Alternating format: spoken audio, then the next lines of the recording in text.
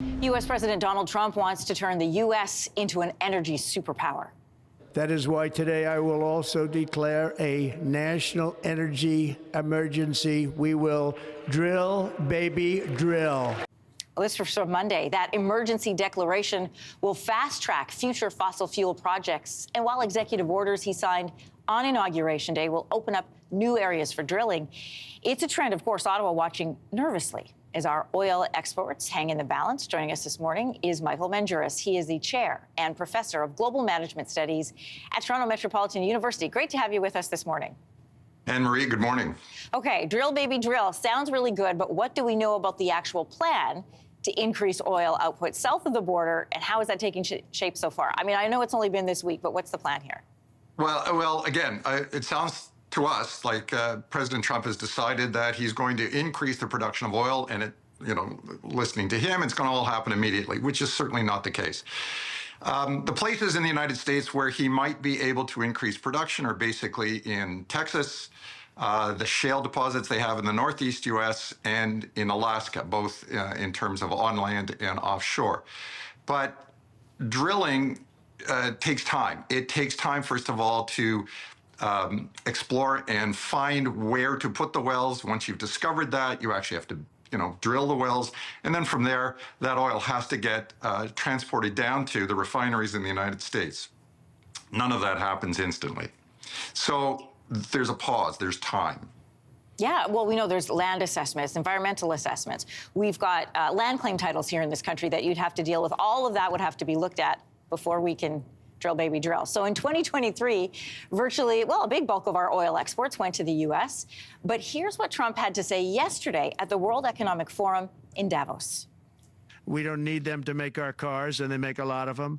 We don't need their lumber because we have our own forests, et cetera, et cetera. We don't need their oil and gas. We have more than anybody. Okay, first of all, do they have more than anybody? And secondly, if Trump is successful in ramping up domestic oil supply, by domestic I mean in the U.S., what does that mean for Canada?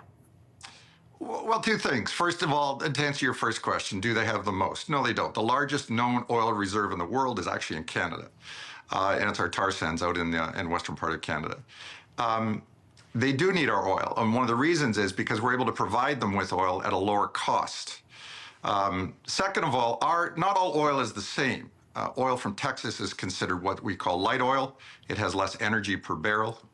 Our oil is considered heavy oil, and that oil right now is transported down to refineries in the state of Illinois, Texas, and Louisiana. And those refineries have technology and equipment that is geared towards the processing of heavy oil. So they may have additional oil reserves that they will access, but that oil cannot be refined at their refineries, at least at the present time. It would take an enormous amount of investment to make that switch over. Yeah. And the development of refineries and, sending our heavy crude down there, that's all been happening for decades, right? And the big boost of that was in the 70s. So that just speaks to the timeline it would take in order to make any of those changes. President Trump does not seem concerned with shoring up domestic supply. He wants to turn America into a major oil exporter. So that would mean Canadian oil would be competing against American in the global market, if I have that right. So what would make our product more attractive to a foreign buyer? Cost. This is a raw material. This is a commodity. The first thing is who has the cheaper oil. And cheaper oil doesn't mean buying the barrel out of the ground. It means I've taken whatever barrel you're selling me, I'm able to process it so that my end petroleum product remains the lowest possible cost. We have currently that advantage.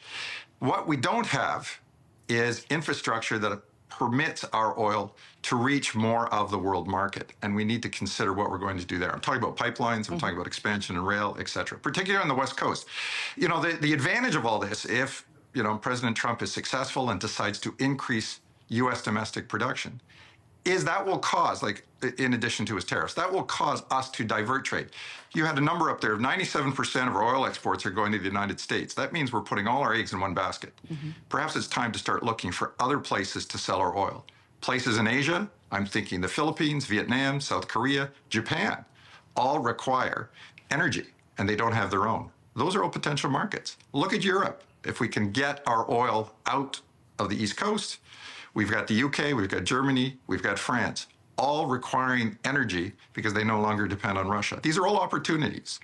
And if we sort of have our policymakers create rules and regulations appropriately so that they incentivize the ability to build infrastructure so we can get oil to those markets, then this is actually an opportunity, not a threat.